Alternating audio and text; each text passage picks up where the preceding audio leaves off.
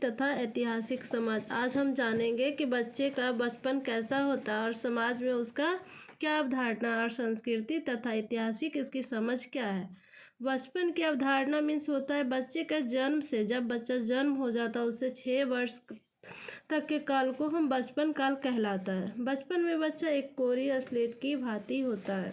इस कोरी या साफ स्लेट पर हम कुछ भी लिख सकते हैं।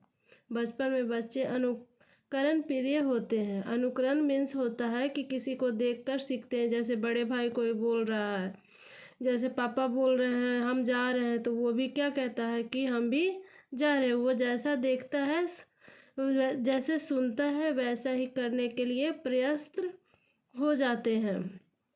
जैसे कोई बच्चा है, उसके सामने उसके पापा हाथ पीछे करके चल रहे हैं तो वो भी पीछे करके चलना चाहता है। दादी की बातों को नकल करता है। बचपन में बच्चे के व्यक्तित्व का विकास अत्यंत तीव्र गति से होता है। बच्चे का जो व्यक्तित्व होता है बहुत तेज सी उसकी गति होता है, अर्थात जीवन के पूरे विकास की तिहाई विकास बचपन में ही पूर्ण हो जाता है। बचपन के प्रथम 2.5 वर्षों में बालक के शरीर के और मस्तिष्क की गति सर्वाधिक होता है।